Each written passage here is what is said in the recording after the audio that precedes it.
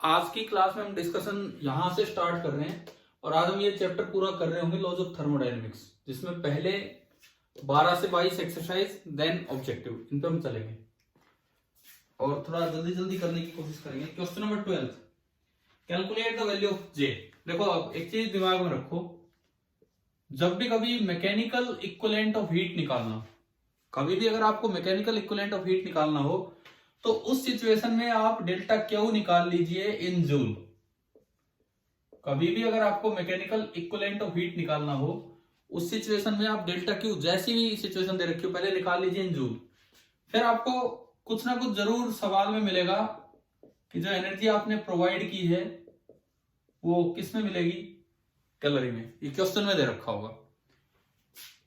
Capital J mechanical equivalent of heat का मतलब होता है delta Q in joule divided by delta Q in calorie, और इसकी यूनिट बनती है जूल पर कैलोरी। बताओ ये बात आ गई है समझ जो मैंने अभी बताया? हाँ जी बोलिए, सुन रहे हैं ना ये क्या बता रहा हूं मैं? Yes sir. ठीक है, कोई भी सवाल हो जहां मैकेनिकल इक्विवेलेंट ऑफ हीट पूछा जाए, आप क्वेश्चन में जो इन्फॉर्मेशन दे रखी हो वर्क की, इंटरनल एनर्जी की, उससे डेल्टा क्यू निकाल लीजिए जूल में। जरूर आपको डेल्टा क्यू दिया होगा एनर्जी प्रोवाइडेड कैलोरी में, और जूल में जो है अपॉन कैलोरी कर दो, वो जो भी बनेगा वो आपका जूल्स मैकेनिकल इक्विवेलेंट है। और अराउंड 4.2 ही उसकी वैल्यू आनी चाहिए, अराउंड 4.2 यूनिट उसकी होती है जूल पर कैलोरी। अब ये सवाल देखते हैं, 12वां सवाल। The substance is taken through the process ABC. देखो ये आपको कोई ग्राफ दिखाया गया, ये है हमारा पीवी कर्व, ये है हमारा पीवी कर्व। प्रेशर दिया है किलो पास्कल में और वॉल्यूम आपका मीटर क्यूब में है, सीसी में नहीं है, सेंटीमीटर क्यूब में नहीं है, मीटर क्यूब में है। इस तरह से है। ए से बी पहले यूं गए, देन उसके बाद यूं गए, this is A, this is B, this is C, और कुछ वैल्यूज है 0.02, 0.05, 0.02, 0.05, एंड प्रेशर नीचे 200 किलो पास्कल, ऊपर 300। ये आपका पीवी कर्व है। अब पूछा है calculate the value of mechanical equivalent of heat. अच्छा क्या दे रखा है? इंटरनल एनर्जी सब्सटेंस की इंक्रीज हुई है 5000 जूल से। इंटरनल एनर्जी इंक्रीज हुई है तो मतलब डेल्टा यू पॉजिटिव है। डेल्टा यू हमें दे दिया, डेल्टा डब्ल्यू हमें यहां से दिखेगा। वर्क डन कैसे निकाले? पीवी कर्व से वर्क डन, इसका एरिया। तो ये तो आइसोकोरिक है, यहां तो कोई वर्क हुआ ही नहीं, तो ये वर्क केवल ये हुआ है। ये area length into breadth, length तो है 200, मतलब एक साइड तो है 200 इंटू 10 टू पावर 3 और एक साइड है 0.03। ये 2 जीरो तो उससे गए, 2 3 6, 6000 आ गए, 6000 जूल। फर्स्ट लॉ लगा के आप डेल्टा क्यू निकाल लो, कैसे भी आप डेल्टा क्यू निकाल लो जूल में, कैसे भी करके आप डेल्टा क्यू निकाल लीजिए जूल में।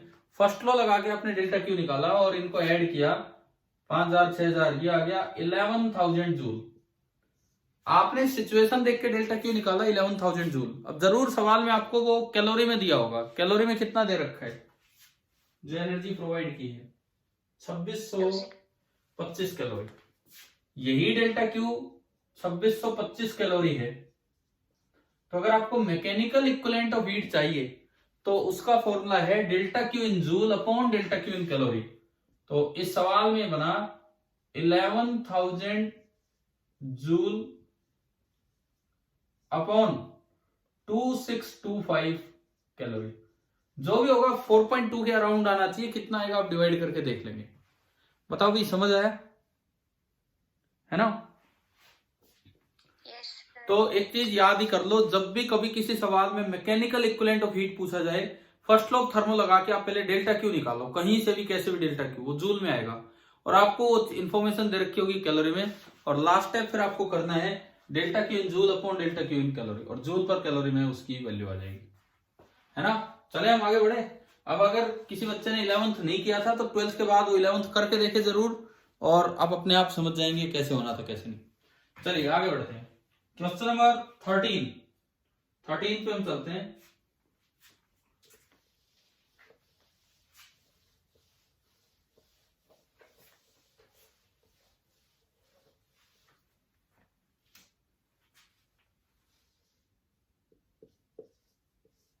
क्वेश्चन नंबर 13 देखिए,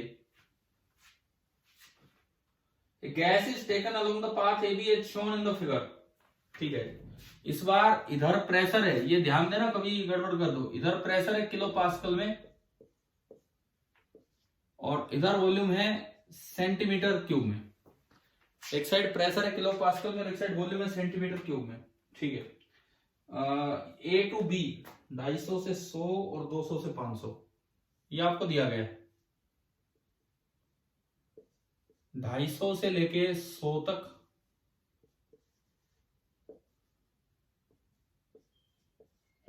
और ये शायद है 200 से 500 किलो पास्कल, ये इंफॉर्मेशन है और एरो यू लगा है ए टू बी।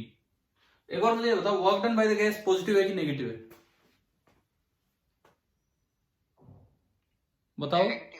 नेगेटिव, क्योंकि इसको नहीं देखना, इसको देखना है, वॉल्यूम कम हो रहा है, तो ये बात बिल्कुल सही आपने बताई, work done by the gas negative. अच्छा आगे बढ़ते हैं। If 70 calorie of heat is extracted from the gas, देखो 70 कैलोरी हीट एक्सट्रैक्ट की है, तो डेल्टा क्यू नेगेटिव होगा कि पॉजिटिव? नेगेटिव। तो ये हो गया -70 कैलोरी। और लेकिन अब ये कोई joule mechanical equivalent of heat का है नहीं, तो आपको ये नियरली इतना हो जाएगा, 4.18 लो, कुछ भी लो जूल में, डेल्टा क्यू आ गया। तो पूछा केवल ये है calculate the change in internal energy of the system. तो यार ये तो बताओ, कर लोगे?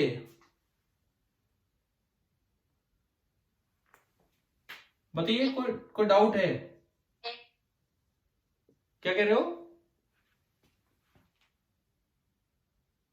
बोलो कुछ डाउट? हाँ बस मैं बता देता हूं, इधर ये इधर का एरिया निकाल लो, इधर का एरिया निकाल लो, ये वाला ट्रेपेजियम का एरिया आ जाएगा ये। इसको सीसी है तो 10 की पावर -6, ये भी 10 की पावर -6, ये किलो है तो 10 टू पावर 3, ये एरिया निकाल के इसका negative of this area of trapezium हमें आता है निकालना, half into sum of parallel sides, और इस तरीके से ये आपका डेल्टा डब्ल्यू आप निकाल लेंगे, या मैं निकाल के दिखाऊं, कर लेंगे आप शायद ये। एंड देन उसके बाद सीधा है delta Q is equal to delta U plus delta W. और अगर वो डेल्टा क्यू नेगेटिव आया, तो इट मीन्स इतनी एनर्जी उससे एक्सट्रैक्ट होगी। ये क्या बीच में डिस्कनेक्ट हो गया था क्या?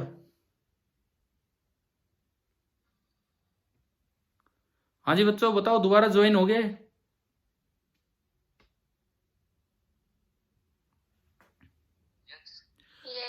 बीच में क्या डिस्कनेक्ट हो गया था क्या अभी? चलिए देखिए, कोई नहीं, मैं चलूं अगले सवाल पे ना, नहीं तो पूरे नहीं हो पाएंगे फिर। अभी हो जाएगा ये आपसे। क्वेश्चन नंबर 14 देखते हैं। 14 कहता है internal energy of a gas is given by U is equal to 1.5 PV। बताना कौन सी गैस है ये?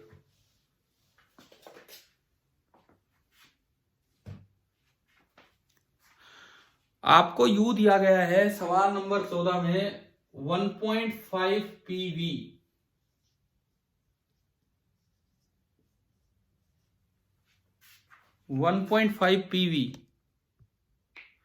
कौन सी गैस है भाई, बोलो ये?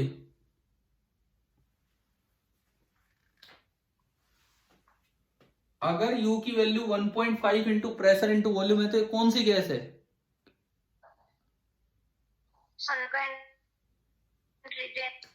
क्या कौन सी? इसकी एटॉमिसिटी कितनी है अगर U आपको 1.5 PV दिया है तो? बोलिए। मोनो एटॉमिक, बिल्कुल सही। आप इसी को लिख सकते हैं 1.5 nRT, बिकॉज पीवी होता है nRT। क्वेश्चन ने नहीं बोला, लेकिन हमें पता लग गया कि ये जो गैस है ये आपकी मोनो एटॉमिक गैस है, जैसे कि हीलियम। क्लियर नहीं है सर? क्या कह रहे हो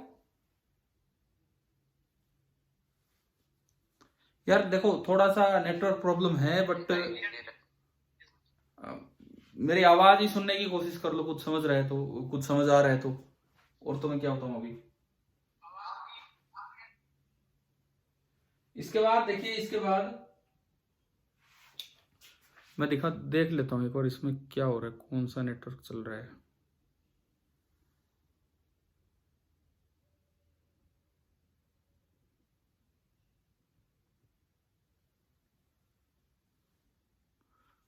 हाँ जी, चले मैं आगे बढ़ूं अब इसमें।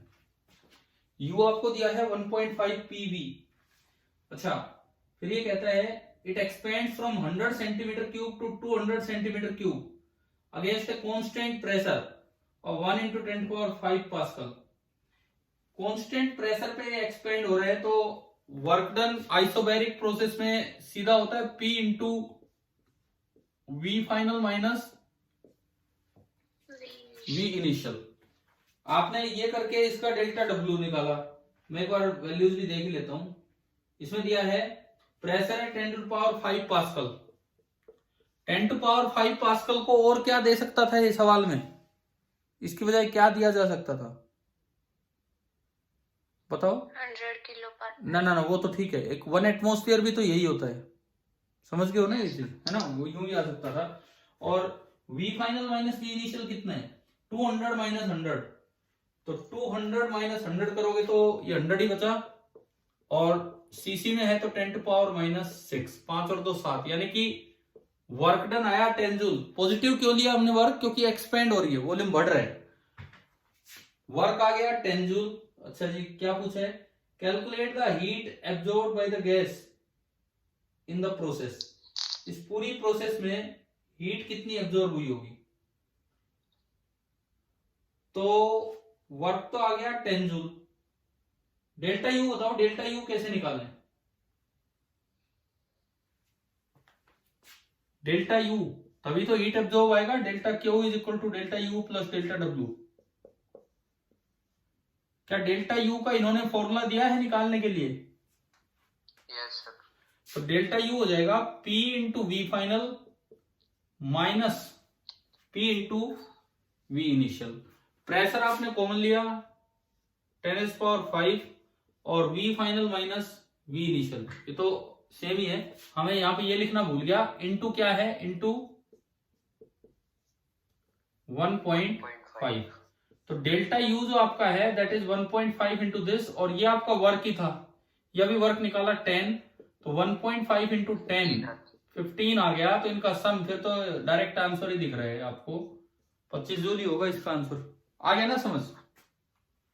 Yes sir. ठीक है, क्वेश्चन नंबर 15 पे चलिए, 15वां सवाल। A gas is enclosed in a cylindrical vessel fitted with a frictionless piston. It is slowly heated for some time. During the process, 10 joule of heat is supplied. 10 joule heat उसको supply की गई, and piston is found to move out 10 centimetre. Piston बाहर निकला 10 centimetre ऊपर। Find the increase in the internal energy of the gas. Area of cross section दे दिया, atmospheric pressure दे दिया। देखो, आज हमने स्कूल में स्प्रिंग वाला सवाल लिया था। Yes sir. इससे आसान है, बिकॉज स्प्रिंग हटा दो, स्प्रिंग हटाते ही force of the gas constant हो गया। स्प्रिंग हटाते ही पिस्टन पे जो गैस का फोर्स है वो कांस्टेंट हो गया। स्लोली ये चल रहा है, ये बोला है स्लो हीटिंग है, तो इसकी एक्सेलरेशन होगी 0। स्लो हीटिंग का यही मतलब है। ऊपर से फोर्स लगेगा P एटमॉस्फेयर इंटू ए, और यहां से जो फोर्स लगेगा that is P gas into A, और ये दोनों बराबर हैं क्योंकि एक्सेलरेशन 0 है। It means P gas is equal to P atmosphere. एक तो हमें ये पता लगा। पिस्टन इसने बोला है कि 10 सेंटीमीटर मूव किया है ना भाई? Yes sir. तो इंक्रीज इन वॉल्यूम बस निकाल लो यहां से। एरिया आपको दे रखा है, कितना दे रखा है एरिया? 4 centimetre square. 4 into 10⁻⁻⁶ metre square. A into delta L, ये डेल्टा वी आ गया, 10⁻⁻⁴ है। अच्छा सॉरी यार, वो वॉल्यूम वाला याद रह जाता है, ये गलती हो जाती है। ठीक है, ये A इंटू डीएल कर देंगे तो डेल्टा वी आ गया, delta we A into DL या डेल्टा एल, और कांस्टेंट प्रेशर पे जा रहा है तो वर्क डन का तो सीधा फॉर्मूला है P गैस जो कि P एटमॉस्फेयर है इंटू A इंटू जो भी वो लेंथ है L। तीनों चीजें गिवन है ना हमें, P गैस भी दे रखा है, A भी L भी, ठीक है। P एटमोस्फियर कितना दे रखा है, फिर वही है 100 किलो, मतलब 10⁵ भी दे रखा है, 100 किलो का तो वही मतलब है। P एटमोस्फियर 10⁵, एक बार वैल्यू पुट कर देता हूं, 10⁵, A 4 into और L है 10⁻⁻1.1, तो ये हो गया 4 5 कट गया 4 जूल आ गया ना ये डेल्टा डब्ल्यू। और क्या दिया है सवाल में, 10 जूल इसको हीट सप्लाई की है, डेल्टा डब्ल्यू आ गया आपका 4 जूल। बस ये तो हो गया यार, 10 जूल हीट सप्लाइड है जिसमें 4 जूल गया वर्क में, तो बची कितना, कितना इंटरनल एनर्जी बढ़ी है, 6 जूल। आपकी फर्स्ट लॉ लगाओ जी, वैसे देखो यहां से आ गया 6 जूल। वैसे बताओ ये हो पा रहे हैं कि नहीं, ये सवाल आपसे खुद हो रहे हैं ना, ठीक है। अब देखो मैं आपका शनिवार को एक टेस्ट लूंगा स्कूल में सेकंड पीरियड में, ठीक है। हाँ शनिवार को सेकंड पीरियड में, जो हमारा बस लास्ट पीरियड होगा, मैं वो डिस्कस नहीं करवाऊंगा, टेस्ट में लूंगा, डिस्कस शाम को हो जाएगा, ठीक है। इसी तरह से क्लियर। अब सुनो, बहुत ही ढंग से चलना है, बिकॉज पीछे नंबर नहीं आए हमारे, अब नंबर आने चाहिए।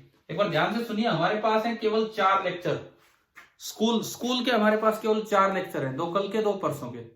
सुनो अच्छे से, हम एक आसान और इंपॉर्टेंट पार्ट बचा है हमारा। कौन सा पार्ट बचा है अभी जो बचा है इसमें, केटीजी। आसान और इंपॉर्टेंट, आसान है लेकिन इंपॉर्टेंट भी है। कल के 2 लेक्चर और कुछ परसों का 1 लेक्चर जिसमें कुछ रिवीजन भी होगा। मैं आपको केटीजी ढंग से करवाऊंगा, लेकिन अच्छे तरीके से, मतलब पॉइंट्स याद होंगे क्या है क्या नहीं। उसके बाद शनिवार को एक टेस्ट होगा, वही 25 क्वेश्चंस 100 मार्क्स, पूरा 100 का, ठीक है। मैं 30 क्वेश्चन नहीं दूंगा, मैं 5 ऑप्शन नहीं, मैं 25 क्वेश्चन दूंगा 100 मार्क्स का। आपका जो स्कूल का पिछला टेस्ट हुआ उसमें 30 आए थे कि 25 आए थे सवाल, 25 भाई हो सकता है 25 आए, हो सकता है 30 भी आ जाए, पता नहीं है वो कैसे क्या कहीं से पेपर बन के आएगा। जो नया मेंस पैटर्न है उसमें इस बार 30 सवाल है, तो जो +2 वालों के जेईई मेंस हो रहे हैं उनमें भी कभी कभार 30 आ जाते हैं, इस तरह का काम है। मैं 25 दूंगा आपको। अब टारगेट सुन लीजिए, अभी आपका टारगेट में 100 में से ये कह रहा हूं, ये 50 to 70, मैं नहीं कह रहा 80 लाओ 90 लाओ, मैं बात ही नहीं कर रहा हूं, 50 से 70, 50 to 70 बस ये, ठीक है। पर 50 से नीचे नहीं होनी चाहिए ना बच्चे। और तरीका क्या होगा यहां तक पहुंचने का, ये भी मैं आपको बताऊंगा, ठीक है। ये बातें हम कल करेंगे क्लास में, वहां स्कूल की ऑफलाइन क्लास में। अभी हम इस काम को कंटिन्यू कर लेते हैं, ठीक है ना। रिवीजन अपना चैप्टर्स कर लोगे यहाँ तक, क्या क्या क्या सारे chapter complete heat and thermodynamics, ठीक है। जो आपका मंडे टेस्ट को आना है ना, जो भी कुछ आना है उसका एक बार एक प्रैक्टिस टेस्ट मैं लूंगा आपका, और मैंने आपको टारगेट दिया है 50 to 70। और इसमें भी मैं आपको बता दूं, आपको नहीं अटेम्प्ट करने सारे, आप पूरा पेपर अटेम्प्ट करें तो नंबर आते 4 10 15 20 यहां रह जाते हैं। आपको नहीं अटेम्प्ट करने सारे, मैं आपको प्रॉपरली बताऊंगा कल क्लास में वहां की कितना छाट के कैसे अटेम्प्ट करना है, ताकि आप कम से कम इस रेंज में पहुंचो। और अगर आप इस पेपर में इस रेंज में पहुंचने का तरीका सीख गए तो डेफिनेटली आप मंडे वाले में भी जाओगे, ऐसी बात नहीं है कि फिर उसमें नहीं जा पाओगे। इस तरीके से जाओगे तो उसमें भी होगा। चलिए अभी अपना ये काम पूरा करते हैं। पहले क्वेश्चन नंबर हमारा कौन सा आ गया, कौन सा आ गया, 16। A gas is initially at a pressure of 100 kilopascal. आपको इनिशियल प्रेशर दे दिया 100 kilopascal, ठीक है। And its volume is 2 metre cube. 100 kilopascal का प्रेशर है और वॉल्यूम है 2 मीटर क्यूब, ठीक है। Its pressure is kept constant and the volume is change from 2 to 2.5। Its volume is now kept constant and pressure is increase, the gas is brought back to its. यार आज एक class में मैंने बिल्कुल last question क्या करवाया था आज आपको वहां स्कूल में, ग्राफ प्लॉट करना सिखाया था, यस सर, है ना। तो ये क्वेश्चन पढ़ के हमें नजर आ रहा है कि हमें ग्राफ बना लेना चाहिए, हमें पीवी ग्राफ बना लेना चाहिए, क्योंकि वर्क वगैरह उसी से निकलता है। और जिस तरह की ये जानकारी दे रहा है उससे अपने आप दिमाग में आएगा। देखो ये क्या कहना चाह रहा है, इसने ग्राफ ना देखे हमें यूं घुमाया gas is initially at a pressure of 100 kilopascal and volume 2 metre cube. मानो भाई ये कोई वैल्यू 100 किलो पास्कल है और ये 2 मीटर क्यूब। ठीक है, मैं अपना ग्राफ स्टार्ट करूं। सबसे पहले क्या हुआ है, its pressure is kept constant and volume is change to 2.5। Pressure constant और वॉल्यूम बढ़ गया, तो क्या पहली लाइन बन गई हमारी, बताओ? yes, ठीक है, उसके बाद its volume is now kept constant and pressure is increase from 100 to 200। अब वॉल्यूम कांस्टेंट है और प्रेशर गया 100 से 200 पे। समझ आने लगा ना ये क्या हो रहा है? ठीक है, उसके बाद फिर ये कहता है the gas is brought back to its initial state, the pressure varying linearly with its volume. Linearly मतलब स्ट्रेट लाइन। और अब ये ग्राफ ऐसा है। आप बताओ, क्या आपको ग्राफ बनाना आ गया पूरा?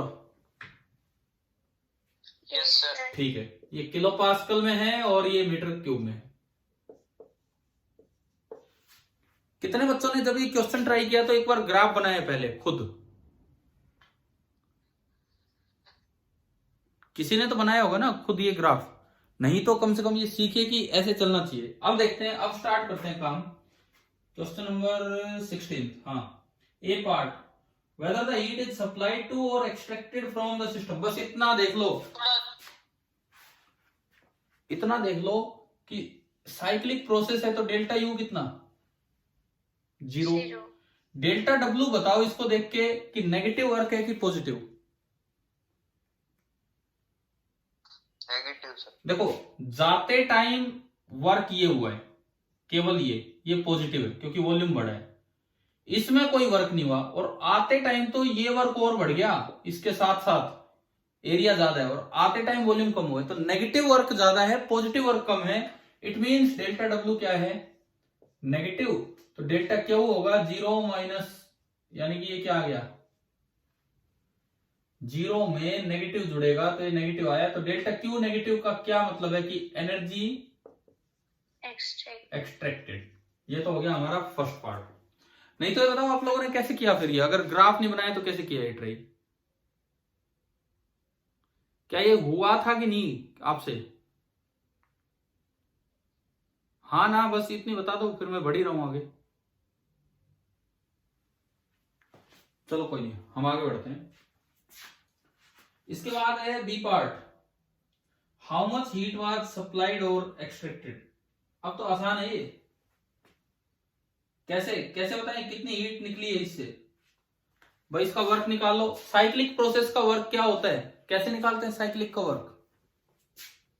एरिया इसके अंदर, इसके अंदर अंदर का एरिया देख लो। इसके अंदर अंदर का एरिया है हाफ इंटू बेस 0.5 इंटू ये हाइट 100, लेकिन किलो में है तो 10 टू पावर 3। तो ये आ गया 50 का 2 25,000 आया। तो वर्क आ गया -25,000 जूल। वर्क आया -25,000 जूल। आपने फर्स्ट लो लगाया 0 माइनस 25,000, तो ये आपका आ गया -25,000 जूल, यानी कि इतनी हीट आपने एक्सट्रैक्ट की है, तभी ये नेगेटिव आ रहा है। हाँ जी भाई, समझ आ गया? 2500 आएगा सर। क्या क्या क्या? 2500। मैं एक बार चेक करूं। Half into 0.5 into 100 into 10 to power 3, 0.5 into 100 50 बटे 2 25। 25,000 ही आ रहा है यार। ये तो क्या आंसर कुछ और है क्या? आंसर वेरीफाई करो एक बार। ये आ रहा है आंसर की इतनी हीट निकली है 25,000 ही है सर। ठीक सही है है सर। ठीक है ठीक है ठीक है। चलते हैं, हम आगे बढ़ते हैं। क्वेश्चन नंबर 17, 17वां सवाल देखिए।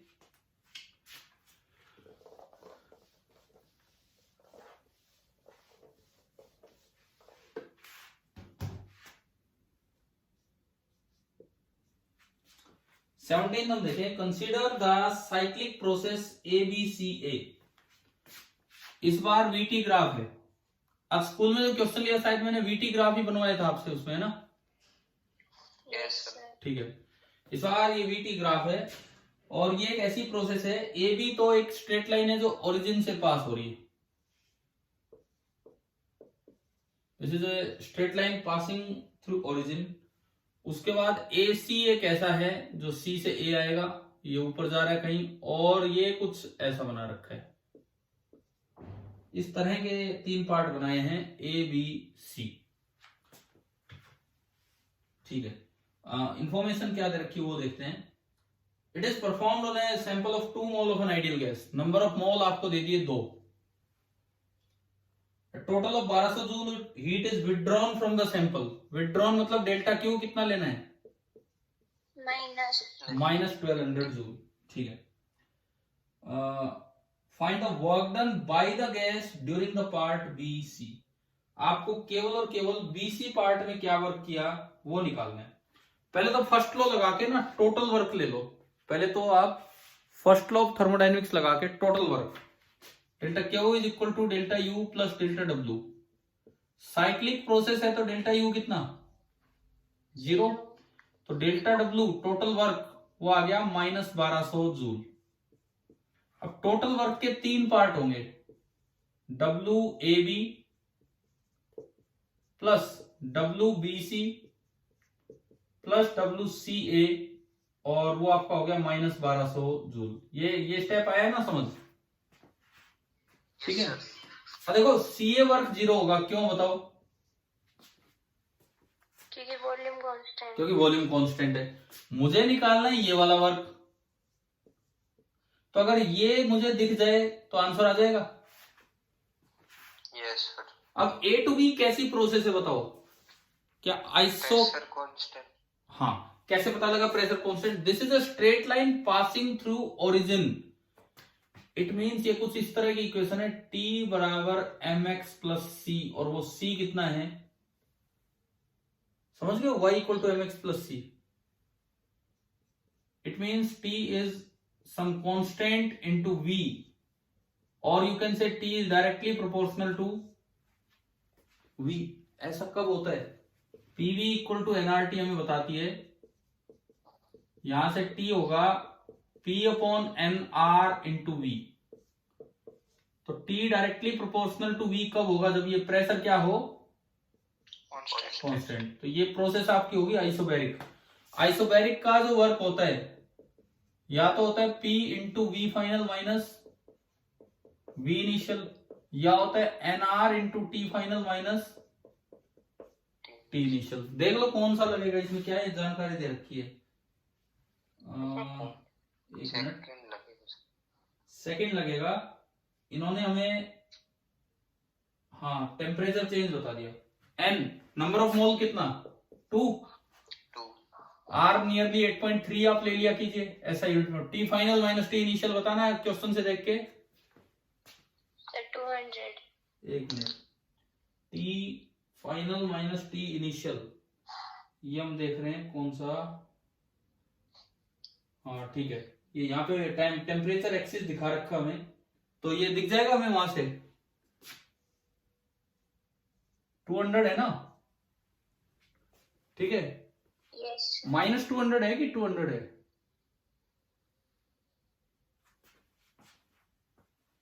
ये जो आया हमारा, ये -200 आया कि 200 आया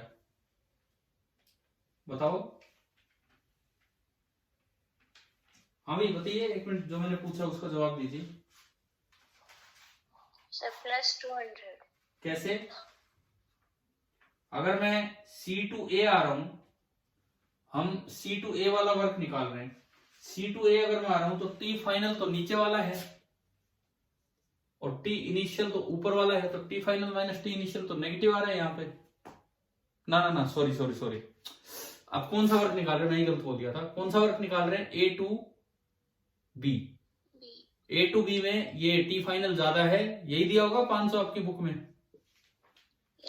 हाँ ठीक है। तो ये आपका प्लस का आ गया। अब बस आखिरी स्टेप ये है कि ये जो भी वैल्यू आए इसको यहां पुट कर दो, ये 0 है और टोटल -1200 है, तो उससे आप ये निकाल दोगे, हो जाएगा ना अब ये।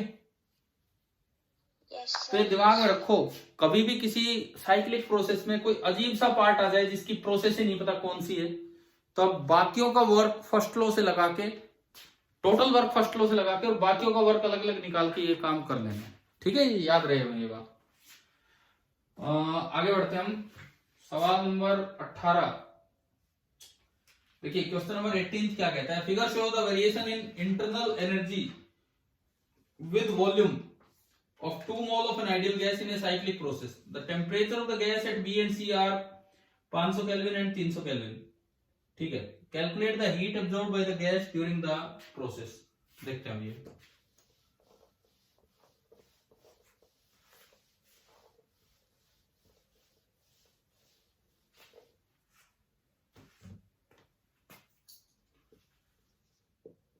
Question number 18। इसमें ना एक U और V का ग्राफ दिया है इंटरनल एनर्जी का विद वॉल्यूम, और ए बी सी डी ऐसे बना रखा है, A B C and D. और क्वेश्चन में हमें दिया है कि temperature of the gas at B is 500 kelvin and at C is 300 kelvin. हाँ जी भाई, ये बताओ ए पे कितना होगा टेम्परेचर, ए पे? सर 500, सेम होगा। क्यों होगा सेम? क्योंकि यू चेंज नहीं हो रहा। क्योंकि यू तो टेम्परेचर के साथ चेंज होता है और यू चेंज नहीं हो रहा है। ऐसे डी पे कितना होगा? 300। तो इन्होंने हर जगह का टेम्परेचर बता दिया, और ये भी पता लग गया कि ए बी प्रोसेस कौन सी है, बताओ? Iso thermal. और बीसी कौन सी है? आइसोकोरिक। ऐसी बची हुई है, दो होगी, आइसोथर्मल आइसोकोरिक। अब देखते हैं सवाल पे आते हैं। एन नंबर ऑफ मोल 2 हैं। Calculate the heat absorb by the gas during the process. बस केवल और केवल heat absorb by the gas बताने ड्यूरिंग द प्रोसेस, और कुछ नहीं बताने। तो यार क्या करना चाहिए हमें? डेल्टा यू तो कितना है? 0। डेल्टा डब्ल्यू को 4 पार्ट में निकालो, A to B, B to C, C to D and again in D to A. A to B कितना? कौन सी प्रोसेस है ये? आइसोथर्मल। आइसोथर्मल में वर्क का क्या फॉर्मूला होता है, बताओ? NRT final upon V initial. NRT, T कितना है इस जगह पे? 500। क्या वॉल्यूम की कोई जानकारी है क्या क्वेश्चन में? होगी यार। सर ये 2V0 ये 2V0 और ये V0, तो V final upon V initial 2 हो गया, प्लस B2C तो आइसोकोरिक है, ऐसे ही D2A भी आइसोकोरिक है, गया। ठीक है। C2D में फिर आओ, C2D N2R temperature 300 into ln of V final upon V initial हो जाएगा ln हाफ। ln हाफ को मैं लिख सकता हूं 2 की पावर -1, और वो पावर इधर आएगी तो ये पावर यहां आ गई। इन सब में से 2R और ln2 कॉमन आया, और 500 - 300 कितना हो गया? 200। ठीक है। 2 इंटू R होता है 8.314, ln2 आपको मैंने बताया था एक दिन 0.69 के करीब, 0.6931, और इंटू 200। आप बताओ क्या टोटल वर्क आ गया कि नहीं? हाँ जी बोलिए, वर्क आ गया? समझ आया क्या कैसे निकाला ये? Yes sir.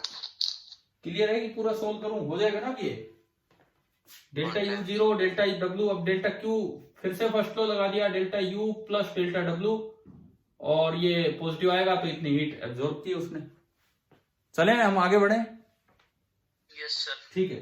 सवाल नंबर 19 पे हम आते हैं।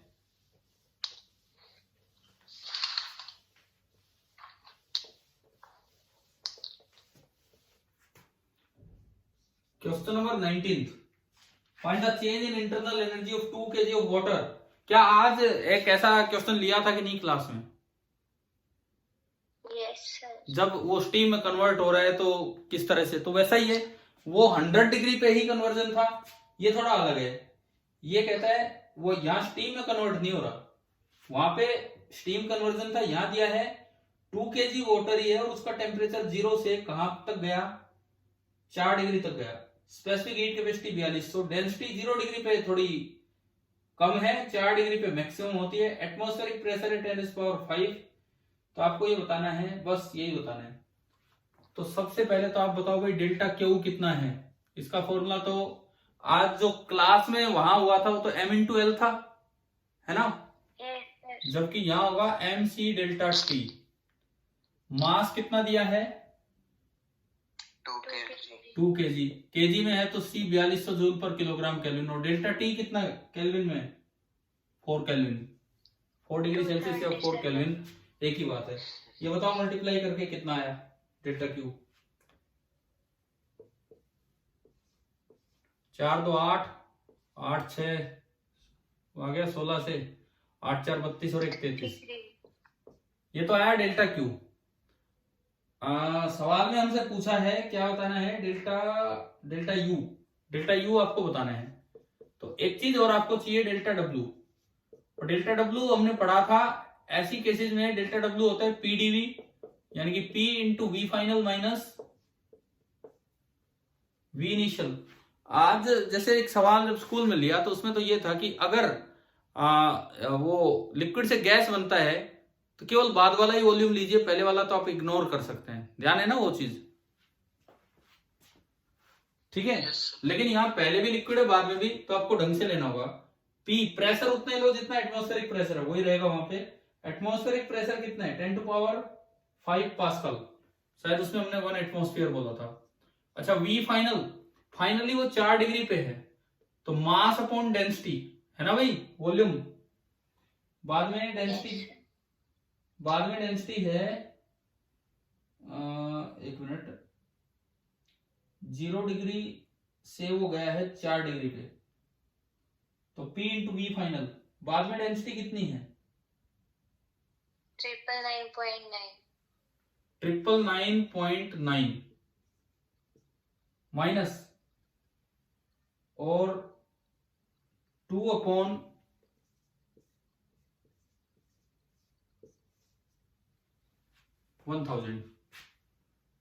क्या ये समझ आ रहा है क्या, सही लिखवा है, कुछ गलत तो नहीं लिखवा दिया, 1 मिनट रुको, सही है सर. सही है। चलो इसको अगर हम सिंप्लीफाई करें तो 10⁵, 2 भी चलो कॉमन आ गया। यार ये कैसे सिंप्लीफाई करें, 1/9999.9,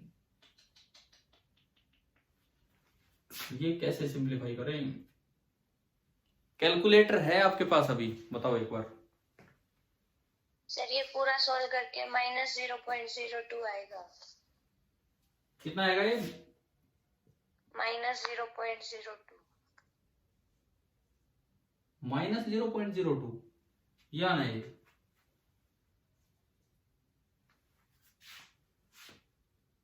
एक मिनट, ये इसमें बोला है कि 0 डिग्री से और वो 4 डिग्री पे गया है। आप डेल्टा क्यू लगाएंगे लास्ट में, delta Q that is delta U plus delta W. तो यहां से क्या निकालना, मुझे डेल्टा यू निकालना है, तो delta Q minus delta W, clear. Delta U is equal to delta Q तो कितना था 33,600 माइनस डेल्टा डब्ल्यू। अब जो भी वैल्यू है वो आपको इसमें लिख देनी है। सर प्लस का आएगा 0.02. प्लस का आएगा तो ये हो जाएगा -0.02 जूल। अब ये घटाएं कैसे, या ऐसे ही है शायद इसका आंसर, एक और देखो। ऐसे ही है सर. हाँ एक बार ये बताओ भाई, कोई कंफ्यूजन है क्या इस सवाल में? No, sir. क्या ये लगभग वैसा है ना, समझ आ गया वो जो एक क्वेश्चन लिया था स्कूल में, ठीक है। उसमें क्या हो रहा था, वो वाटर से स्टीम बना था, यहाँ केवल वाटर का टेम्परेचर राइज किया है, और कोई बात नहीं, ठीक है। चले हम आगे बढ़े, नेक्स्ट है क्वेश्चन नंबर 20। क्वेश्चन नंबर 20 देखिए, इसमें क्या है कि calculate the increase in internal energy of 10 gram of water, calculate the increase in internal energy of 10 gram of water when it is heated from 0 degree to 100 degree Celsius and converted into steam at 100 kilopascal. Density of steam ये है भाई, ये बिल्कुल same है, समझ आ रहा है? Yes sir. इसमें दोनों चीजें इंक्लूड कर दी, पहले टेम्परेचर भी बढ़ेगा और उसके बाद स्टेट भी चेंज होगा। हाँ, स्टेट भी चेंज होगी। तो एक जो स्कूल में क्वेश्चन लिया, एक जो यहाँ लिया, उन दोनों का इसमें कॉम्बिनेशन है। अगर नहीं हुआ तो मैं करके दिखाऊं, बाकी बताओ ये करना है कि आगे बढ़ूं? हो गया था सर। हो गया था, ठीक है। चलिए सवाल नंबर 21 पे हम आते हैं, क्वेश्चन नंबर 21।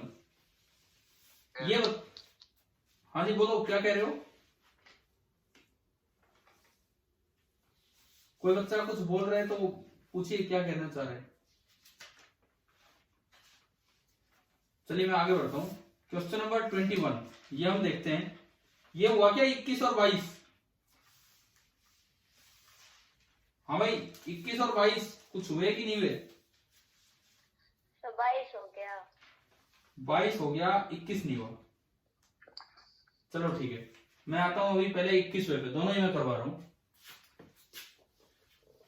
20 तो कर लोगे ना, 20 में तो कोई डाउट नहीं है। 19 20 ये जो है नहीं सर। ठीक है। No sir. 21 देखिए,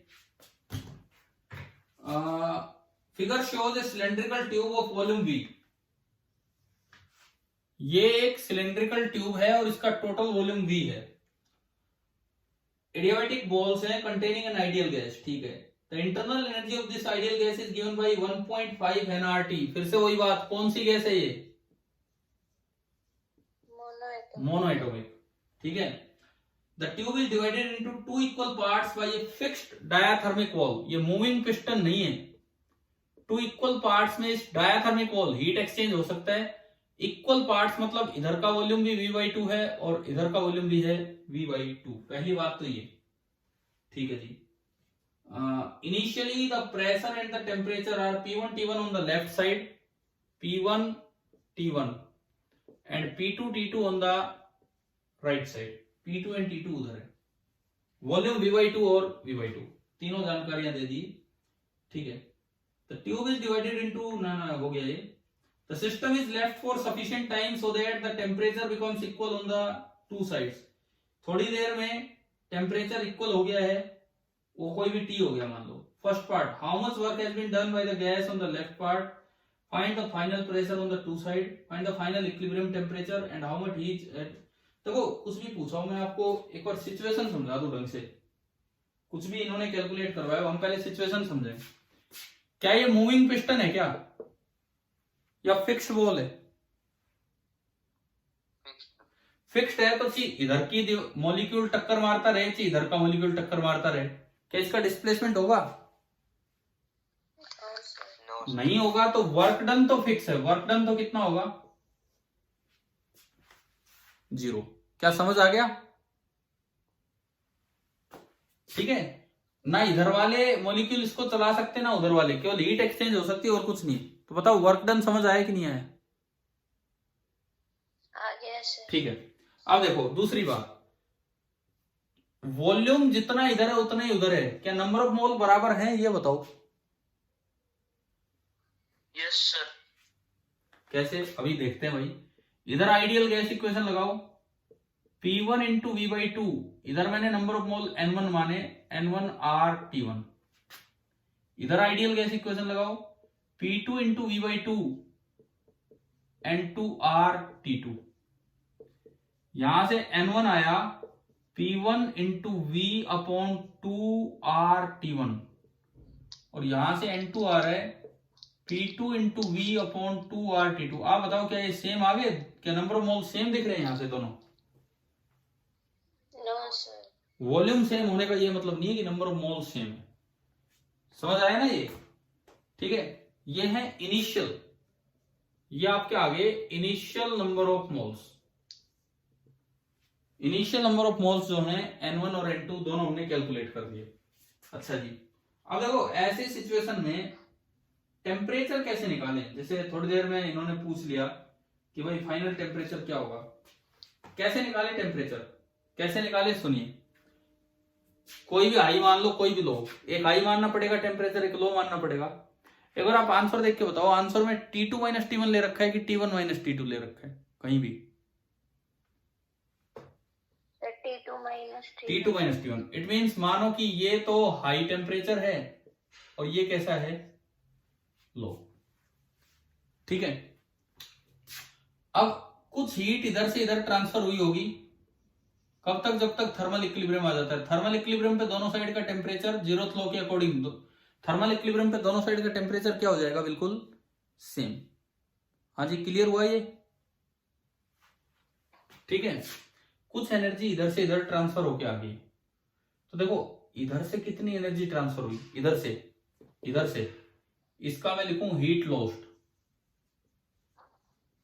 इसकी हीट लॉस्ट मैंने बोली है डेल्टा Q2, और इसके लिए हीट गेन वो मैंने बोल दिया डेल्टा Q1। अब डेल्टा Q2 और डेल्टा Q1 निकलेगा फर्स्ट लॉ ऑफ थर्मोडायनेमिक्स से, क्योंकि कोई सी के बारे में कुछ बता रखा है। डेल्टा W दोनों के लिए कितना है, पिस्टन चल ही नहीं रहा, तो डेल्टा W दोनों के लिए कितना है, 0। डेल्टा U, अच्छा ये मोनोएटॉमिक गैस है, तो डेल्टा U यहां लगाया मैंने, यहां 1.5 into number of moles N2 into R, और यहां आ जाएगा T final minus T initial ना। चलो हीट लॉस्ट है ना, हीट लॉस्ट है तो इसका इनिशियल माइनस फाइनल टेम्परेचर आएगा T2 माइनस T। एक बार बताओ क्या ये डेल्टा U समझ आया कि नहीं,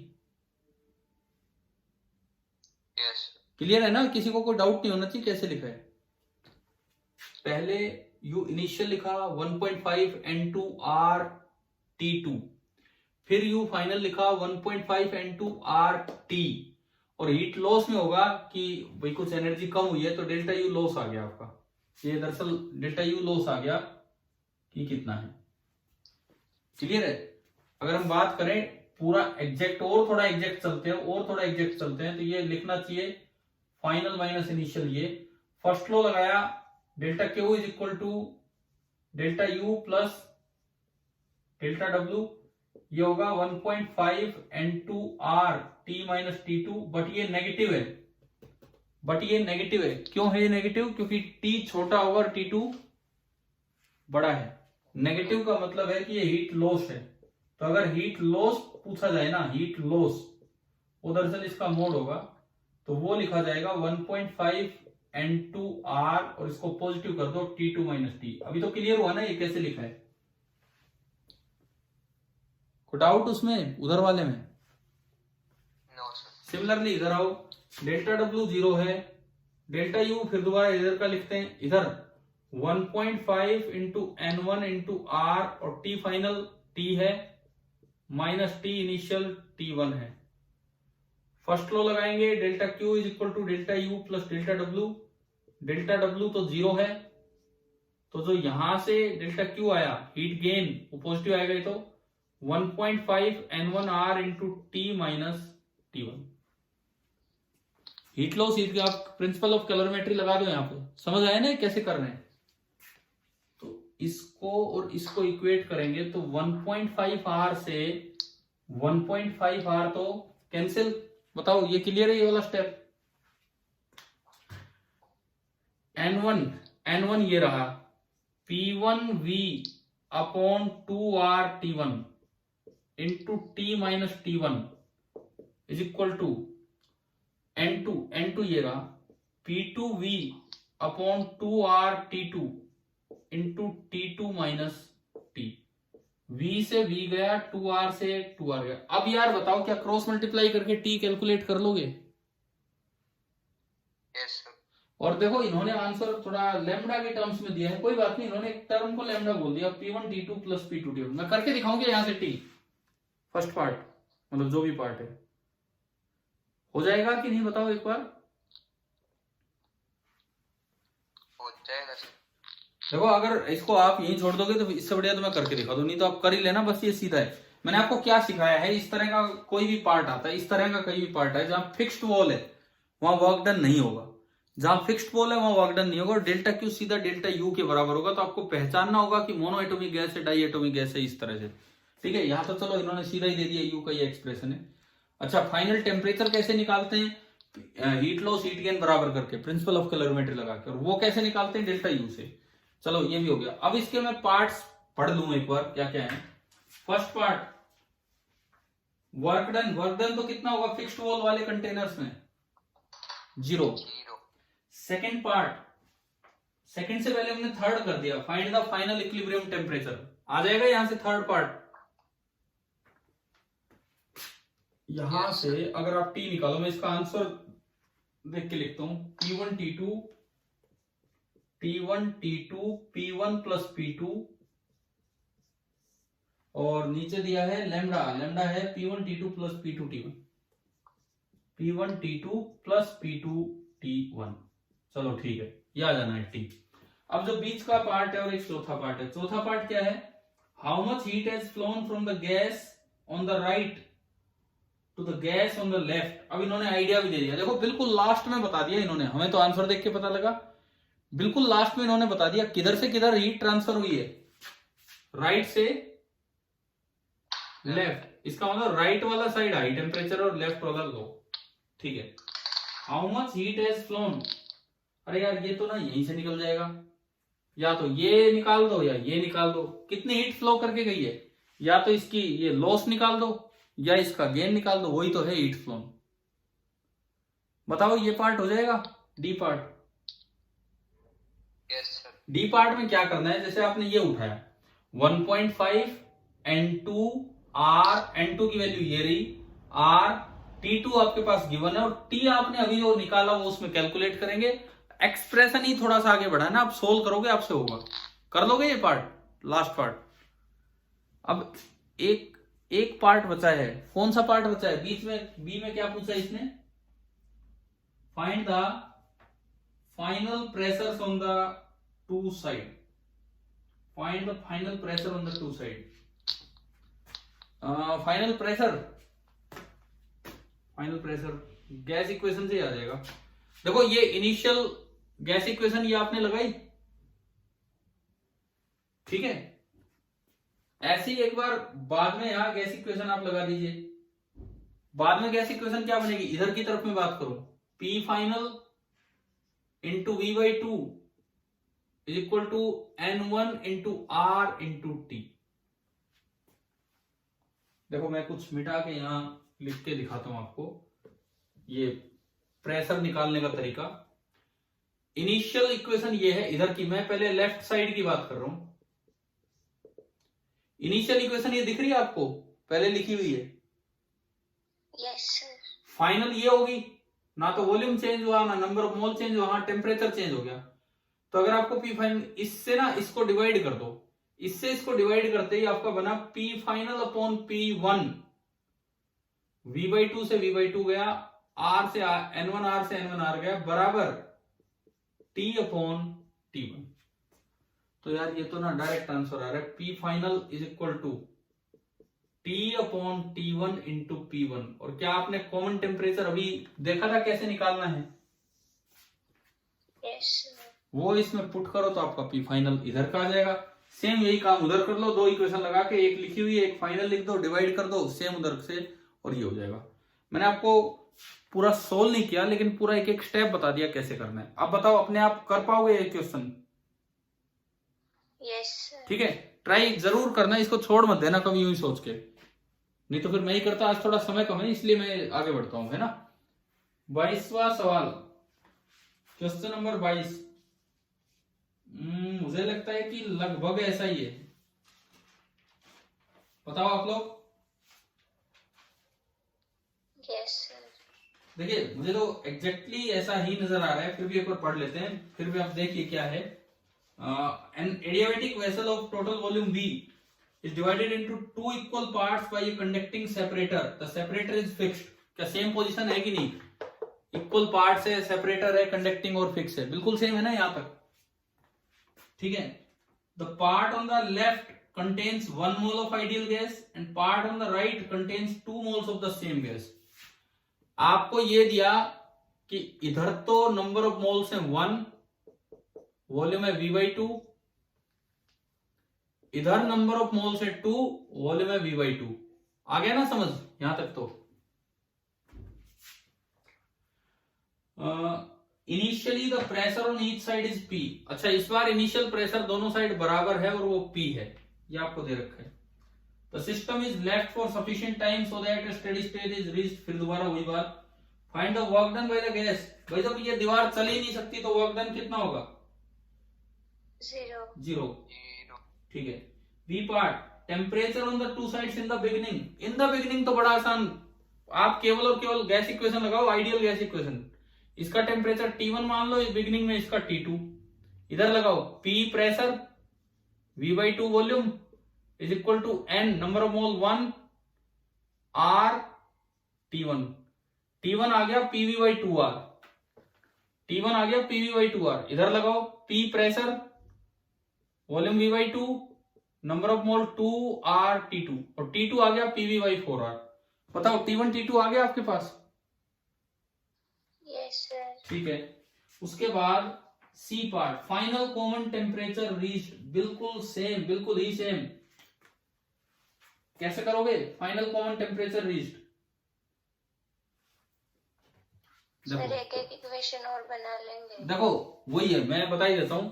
जैसे यहां किया था अभी, इस केस में क्या होता है, डेल्टा क्यू और डेल्टा यू सेम होते हैं, क्योंकि डेल्टा डब्ल्यू 0 है।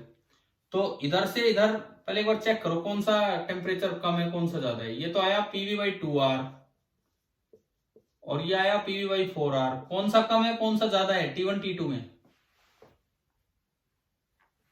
बताओ, बोलो भाई। T1 T2 में कौन सा कम है कौन सा ज्यादा है? अरे कितना टाइम लगाओगे? T1 ज्यादा है। T1 ज्यादा है तो हीट एनर्जी इधर से इधर गई इस बार। तो डेल्टा Q1 इधर बराबर डेल्टा Q2 इधर, हीट लॉस्ट बराबर हीट गेन। और इसको आप यूं भी लिख सकते हैं, डेल्टा U1 और डेल्टा U2, क्योंकि डेल्टा W तो 0 है। अब डेल्टा U1 फिर से वही 1.5 इंटू नंबर ऑफ मोल इधर है 1 R, और temperature loss T1 minus T बराबर उधर 1.5 इंटू नंबर ऑफ मोल्स है 2। देखो हीट ट्रांसफर होती है, नंबर ऑफ मोल्स चेंज नहीं हो सकते, मैटर ट्रांसफर नहीं होता है। 1.5 इंटू 2 इंटू R इंटू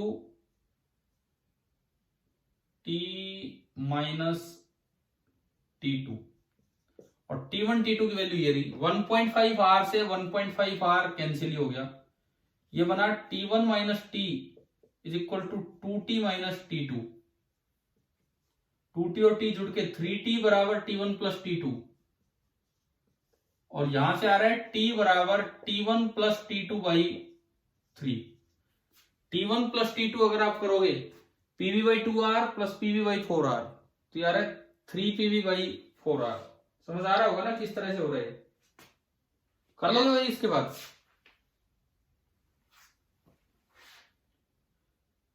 बताऊं कि हो जाएगा? एक मिनट क्लियर कीजिए। हो जाएगा सर। ठीक है, आपको सिंपली यही करना है और कुछ नहीं। T1 की वैल्यू पुट करनी है, T1 minus T, 2T minus 2T2 है, ये 2T2, 2 उससे भी मल्टीप्लाई होगा 2T2, तो ये T1 प्लस 2T2 आएगा, T1 plus 2T2 by 3। T1 ये रहा PV/4R, प्लस ये पुट कर लेना और डिवाइड बाई 3 कर देना, वो आपका कॉमन टेम्परेचर आ जाएगा। तो सेम वही काम चला। अगला part, heat given to the gas, ये हमने अभी किया था। डी और ई बिल्कुल सेम है, हीट गिवन और इंक्रीज इन इंटरनल एनर्जी। मुझे लगता है आप करेंगे अपने आप, है ना? 21 और 22 सवाल में कोई डिफरेंस ही नहीं था, बिल्कुल सेम था। एक चीज सीखो आप, यहां से हमने ये सीखा कि ऐसे भी सिस्टम होते हैं जिनमें केवल एनर्जी ट्रांसफर होती है, मैटर ट्रांसफर नहीं होता है। शायद आपने केमिस्ट्री में सुने होंगे open system, close system and isolated system. सुने वर्ड्स? क्या 3 शब्द आए हैं? ओपन सिस्टम जिसमें मैटर भी ट्रांसफर हो सके, एनर्जी भी। क्लोज सिस्टम जिसमें केवल एनर्जी ट्रांसफर हो सकती है, मैटर ट्रांसफर नहीं हो सकता है। और आइसोलेटेड सिस्टम ना मैटर ट्रांसफर होता है और ना एनर्जी। तो ये बताओ, ये जो ये पार्ट है, इतना पार्ट, ये ओपन है, क्लोज्ड है कि आइसोलेटेड है? बताएं, ओपन है, क्लोज्ड है कि आइसोलेटेड है? ये इतना पार्ट बताओ भाई। क्लोज। क्लोज। इसमें मैटर ट्रांसफर नहीं हो रहा लेकिन एनर्जी ट्रांसफर हो रही है। चलो ये बताओ, क्या ये 22 सवाल अब समझ आ गए लॉज ऑफ थर्मोडायनेमिक्स के? ठीक है, एक बार फटाफट ऑब्जेक्टिव पे आ जाओ, जल्दी ही हम उनको भी कर देते हैं, शायद इतनी दिक्कत नहीं भी आई होगी, फटाफट हम करते चलेंगे। Question number 1, first law of objective first, page number 61 पे हम आ गए। अब हम एक्सरसाइज सेट के ऑब्जेक्टिव की तरफ चल रहे हैं, पेज नंबर 61।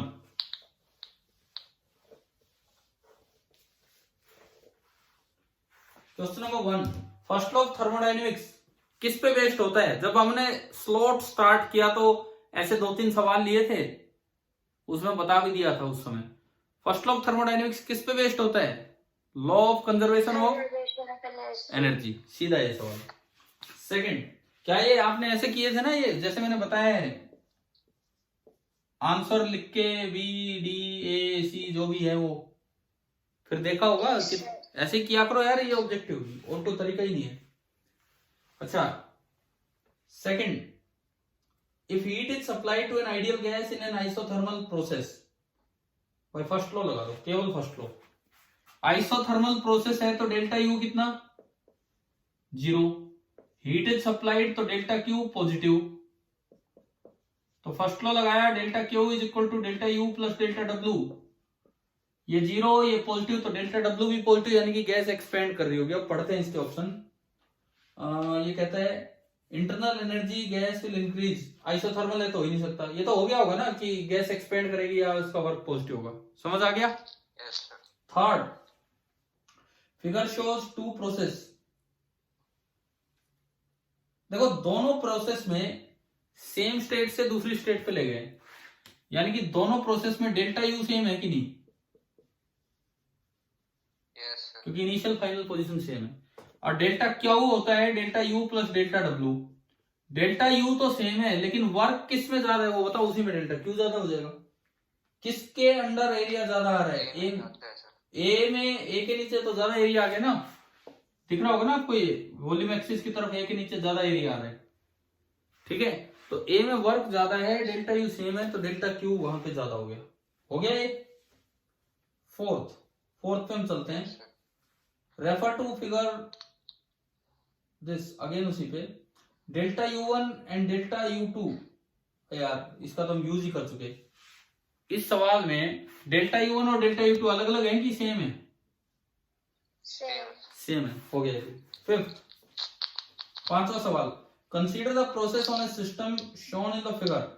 ठीक है, during the process the work done by the system, भाई लगातार वॉल्यूम इंक्रीज हो रहा है कि नहीं 5वें सवाल में? Yes sir. तो अगर वॉल्यूम इंक्रीज ही हो रहा है तो work done by the system continuously क्या होता चलेगा? पॉजिटिवली इंक्रीज होता चलेगा, ठीक है? तो कंटिन्यूअसली इंक्रीज होगा, ठीक है। Sixth, consider the following 2 statements. ये देखते हैं। पहली statement, if heat is added to a system its temperature must increase. तो जरूरी है, आप हीट ऐड कर रहे हो, डेल्टा क्यू दे रहे हो, आपने 10 जूल एनर्जी दी, हाँ 10 जूल एनर्जी दी, 10 जूल ही पिस्टन मूव कर गया, वर्क हो गया, तो डेल्टा यू कितना होगा? अगर 10 जूल एनर्जी देने पे 10 जूल ही वर्क कर देता है ये, तो डेल्टा यू कितना होगा? 0। तो टेम्परेचर बढ़ना तो कोई जरूरी नहीं है। और कैलोरीमेट्री में भी इसके एग्जांपल सीखे हमने। कैलोरीमेट्री में मेल्टिंग, बॉइलिंग, क्या यहाँ पे टेम्परेचर चेंज होता है? नहीं होता, लेकिन हम तो हीट देते रहते हैं। तो पहली स्टेटमेंट तो गलत है इसकी। दूसरी statement, positive work is done, हाँ ठीक है, पॉजिटिव वर्क तो होता ही तब है जब वॉल्यूम क्या करे? इंक्रीज। समझ रहे हो? पॉजिटिव वर्क तो तभी होगा जब वॉल्यूम इंक्रीज हो, ठीक है? तो हो गया ना फिर ये।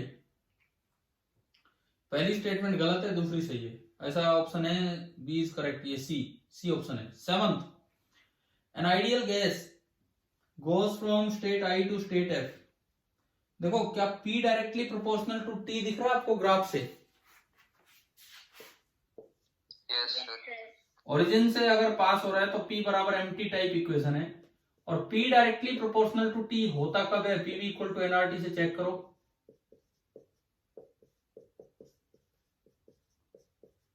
भाई ये डायरेक्टली प्रोपोर्शनल तब होगा जब NR बाई V क्या हो जाए?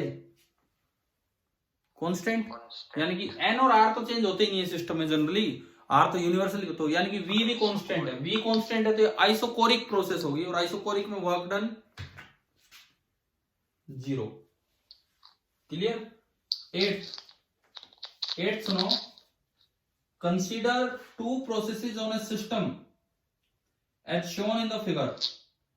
ये दो प्रोसेस दिखा रखी हैं और दोनों आइसोबैरिक हैं। डायग्राम आ रहा है ना समझ? HCV पेज नंबर 61 पे दो प्रोसेस दिखा रखी हैं, दोनों आइसोबैरिक हैं। Yes, sir. Volume in initial state and volume in final state are also the same. देखो ये भी बड़ा सीधा सवाल है। आपको ये कहा गया है कि दो प्रोसेस दिखा रखी है, दोनों आइसोबैरिक हैं, और इनिशियल और फाइनल स्टेट का वॉल्यूम दोनों का सेम है। इनिशियल और फाइनल स्टेट का वॉल्यूम दोनों का सेम है, तो डेल्टा वी जितना इसमें उतना ही इसमें। आइसोबैरिक प्रोसेस में वर्क का फॉर्मूला होता है P into delta we. P किस में ज्यादा है, 1 में या 2 में? 1 में। और डेल्टा वी सेम है, P 1 में ज्यादा है, तो वर्क भी ज्यादा किस में हो गया? 1 में। 1 में हो गया। 8वां सवाल आ गया होगा समझ में? ठीक है। 9th, A gas is contained in A metallic cylinder. भाई मेटालिक का मतलब है कि हीट एक्सचेंज हो सकता है, ठीक है। Fitted with A piston, piston उसमें फिट कर रखा है, मेटल का सिलेंडर है, हीट एक्सचेंज हो रहा है उससे, मतलब हीट इजेक्ट हो रही होगी, ठीक है।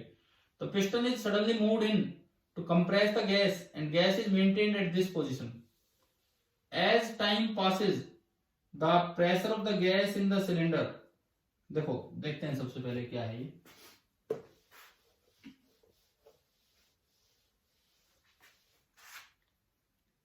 एक मेटल का सिलेंडर है, मतलब डायाथर्मिक है, डायाथर्मिक सिलेंडर है। आपने इसको कंप्रेस करके और रोक दिया, आपने इसको कंप्रेस करके और अब रोक दिया है, ये आपको सवाल में दे रखा है, ठीक है। एक मिनट। गैस इज कंटेन्ड, तो piston is moved in to compress the gas and is maintained at this position. यहां कंप्रेस करके इसको रोका हुआ है, इतना दिया गया है।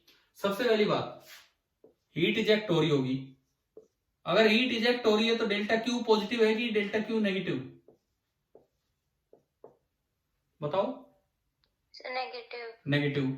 और इट इज मेंटेन्ड, मेंटेन्ड मतलब ये रेस्ट पे है, ये टक्कर मार रहा है, ये टक्कर मार रहा है, तो वर्क डन बताओ कितना है? Delta W. डेल्टा डब्ल्यू जब इसको रोका हुआ है तब, मैं उसकी बात नहीं कर रहा, चला के लाए तब, इसको मेंटेन किया उसके बाद की बात कर रहा हूं। डेल्टा डब्ल्यू कितना होगा? 0। लगाओ फर्स्ट लॉ और उससे पहले डेल्टा यू निकालो। Delta Q is equal to delta U plus delta W. Delta W 0, delta Q negative, तो डेल्टा यू भी कैसा आ गया आपका? नेगेटिव। टेम्परेचर बताओ डिक्रीज हो रहा है कि इंक्रीज हो रहा है? डिक्रीज। डिक्रीज हो रहा है। आइडियल गैस इक्वेशन लगाओ, PV equal to nRT। P बराबर nRT बाई V। ये मेंटेन्ड है यहाँ पे, तो क्या वॉल्यूम चेंज हो रहा है गैस का? No sir. कई बच्चे इसको कंप्रेस वाली स्टेट पे ले जाते हैं, वहां नहीं, रोकने के बाद पूछा है कि आगे टाइम के साथ क्या होगा। V कांस्टेंट है, NR कांस्टेंट है, T क्या हो रहा है? डिक्रीज। तो प्रेशर क्या होगा? लगातार डिक्रीज करेगा। समझ आ गया? Yes. ठीक है।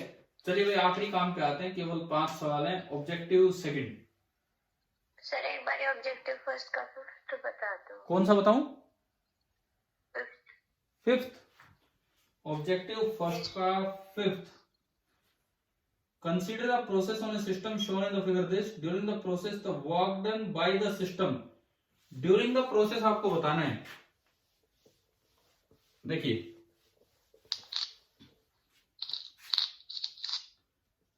ये P सर वो डिक्रीज नहीं होगा क्या? ना, देखो ना मैं बता रहा हूं, ये ऐसा है, ये इस तरह से जा रहा है, ठीक है। Consider the process on a system shown in the figure. During the process the work done on the system is. एक चीज होती है, पहले ज्यादा बढ़ रहा था अब कम बढ़ रहा है, क्या उसे डिक्रीज होना बोल देंगे क्या हम? बताओ भाई, पहले कोई चीज ज्यादा रेट से बढ़ रही थी, अब थोड़ा कम बढ़ी है, लेकिन क्या वो डिक्रीज हुई है? तो ये वही बात है। आपको यूं लग रहा है कि प्रेशर कम हो गया, लेकिन वॉल्यूम तो आगे ही जा रहा है ना। Work done by the gas तो लगातार हो रहा है। देखो हो जाएगा। समझ गए आप जो पॉइंट था आपका, क्या आप समझना चाह रहे थे? ठीक है, चलिए अब हम आते हैं ऑब्जेक्टिव सेकंड पे। आज का आखिरी काम, 5 ही तो सवाल है। The pressure P and volume V of an ideal gas both increase in a process. P भी बढ़ा, V भी बढ़ा, तो P भी बढ़ गया तो टेम्परेचर बढ़ा कि नहीं? No sir. क्यों? Yes sir. PV equal to NRT। इस साइड PV बढ़ गया तो उधर से और बचता ही क्या है? N तो बढ़ता ही नहीं, N तो कांस्टेंट रहते हैं। यहां से टेम्परेचर बढ़ी गया, ठीक है। हम ऐसी प्रोसेस मानते हैं कि वो नंबर ऑफ मोल चेंज नहीं हो रहे, करने को कर सकते हैं, लेकिन ये हम एज्यूम करके चल रहे थे। पहला कहता है such a process is not possible, गलत। Work done by the system is positive. Work done केवल और केवल वॉल्यूम पे देखो, अगर वॉल्यूम बढ़ा है तो वर्क पॉजिटिव, और वॉल्यूम कम हुआ है तो वर्क नेगेटिव है। तो वॉल्यूम बढ़ा है ना इसमें, यस तो वर्क तो आ गया पॉजिटिव। अगला, temperature of the system must increase. देखो यार यहीं से दिख रहा है, ये होगा कि नहीं इंक्रीज, ठीक है। और अगला, heat supplied to the gas delta Q is equal to delta U। अगर delta Q equal to delta U है तो डेल्टा W कितना हो जाना चाहिए? जीरो। यानी कि वॉल्यूम तो कांस्टेंट होना चाहिए, लेकिन क्वेश्चन में तो दिया है कि वॉल्यूम बढ़ रहा है, तो क्या ये पॉसिबल है लास्ट वाला? No sir. नहीं। तो क्या है, दोनों आगे समझ, ठीक है। सेकंड पे मैं चलता हूं। सेकंड,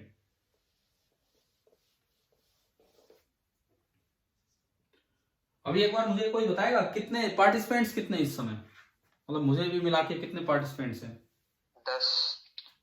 चलो ठीक है। सेकंड देखिए, in a process on a system the initial pressure and volume are equal to the final pressure and volume, ठीक है। Initial pressure and volume, P initial is equal to P final and V initial is equal to V final, ठीक है जी। The initial temperature must be equal to final temperature, वही gas equation लगाओ।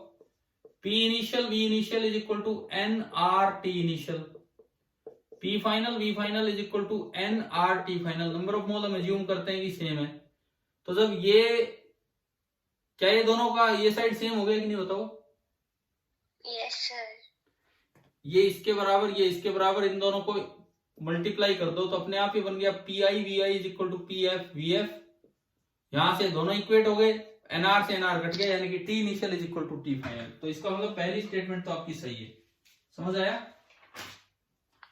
Second, yes sir. Second, initial energy, initial internal energy must be equal to final internal energy.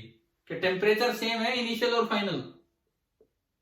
Yes sir. और हम पढ़ चुके हैं इंटरनल एनर्जी तो purely temperature का function होती है, तो उनको भी सेम होना पड़ेगा, है ना भाई। C, the net heat given to the system in the process must be zero. क्यों?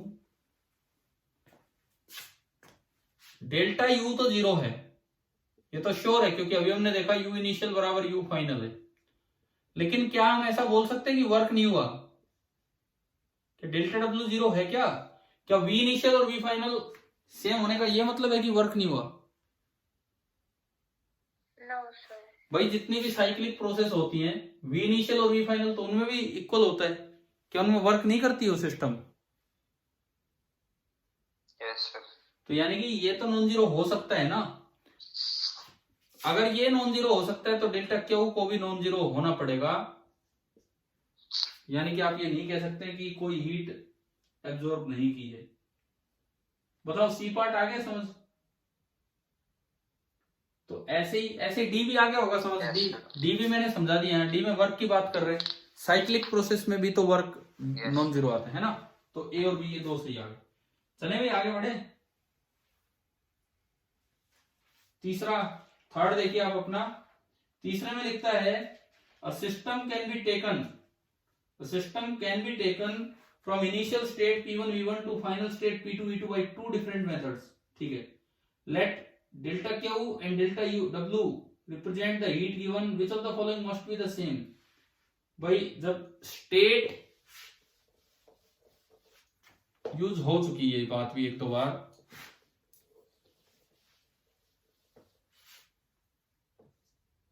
ये स्टेट 1 है, ये स्टेट 2 है। आप यहां से यहां गए और यहां से यहां कैसे भी जाओ, this is A, this is B, तो आप बताओ क्या ये कह सकता हूं कि मैं नहीं, डेल्टा यू ए बराबर delta U B. Yes, sir. और फर्स्ट लॉ कहता है कि डेल्टा यू होता है delta Q minus delta W. इसका मतलब ये चीज कांस्टेंट है। बस यही सवाल था ये आपका, यही था। और तो आप कुछ कह ही नहीं सकते, और आप कुछ नहीं कह सकते, केवल इसी चीज को कांस्टेंट कह पाएंगे। समझ आ गए। फोर्थ क्वेश्चन नंबर 4 देखिए। Let delta U1 and delta U2 be the change in internal energy in the process A and B. A and B मिलके एक साइक्लिक प्रोसेस बना रहे हैं। ए एंड बी मिलके एक साइक्लिक प्रोसेस बना रहे हैं, यू एंड देन यू। ये ए और बी मिलके एक साइक्लिक प्रोसेस बना रहे हैं। अब देखिए इसमें लिखता है कि delta U1 with a change in internal energy. इसमें डेल्टा U1 है और इसमें चेंज है डेल्टा U2। तो भाई डेल्टा U1 का तो मतलब है UB माइनस UA, और डेल्टा U2 का मतलब है UA माइनस UB, है ना भाई। इतना तो ही रहा होगा आपको समझ। तो इसने बोला है and delta Q with the net heat given to the process in the system A plus B. Delta Q तो पूरे में है A प्लस बी में, मतलब प्रोसेस वो भी और ये भी। और अच्छा इसका नाम A दिया है और इसका नाम इन्होंने B दिया है। पॉइंट नंबर 1 मान लो और ये पॉइंट नंबर 2 मान लो, ये है।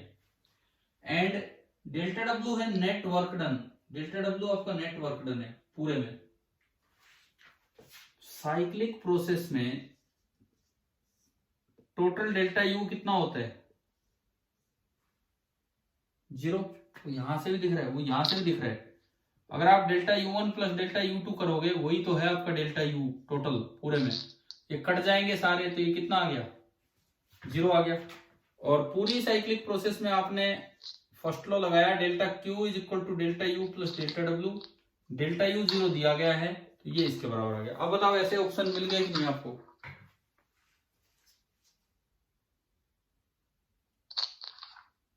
हाँ जी बोलिए, समझ आ गए कौन कौन से सही आ रहे हैं? Yes, sir. अगर ये ऐसे है तो इसको ऐसे लिख लो, delta Q minus delta W is equal to 0। एक तो ये हो गया और एक ये हो गया, ऐसे दो ऑप्शन है। ठीक है, चलो आखिरी सवाल पे आते हैं। आज का आखिरी सवाल, the internal energy of an ideal gas decreases by the same amount as the work done by the system. क्या दिया है सुनो, internal energy of an ideal gas decreases मतलब नेगेटिव है, by the same amount as the work done by the system. ये दे रखा है कि लाइन पढ़ के आपको समझ आ रहा है कि ये वैल्यू दी गई है, ये एक्सप्रेशन दिया गया है। बताओ, अगर सिस्टम ने 10 जूल वर्क किया है तो चेंज इन इंटरनल एनर्जी है माइनस 10 जूल। समझ आ गया है ना? ठीक है, अब देखते हैं। The process must B adiabatic. ये तो इससे चेक करो, डेल्टा क्यू क्या होता है? Delta U plus delta W। Delta U की जगह मैंने रखा minus delta W and plus delta W, और कट के कितना हो गया? 0। और अगर डेल्टा Q 0 है तो प्रोसेस कैसी है? कोई हीट तो मिली ही नहीं, ना निकली, तो यानी कि वो एडियाबेटिक है। तो फर्स्ट तो हो गया सही, A part. Yes, sir. B, the process must be isothermal. C, the process must be isobaric. D, the temperature must decrease. Temperature must decrease क्यों? इसका रीजन दो. प्रोसेस कैसी है? ये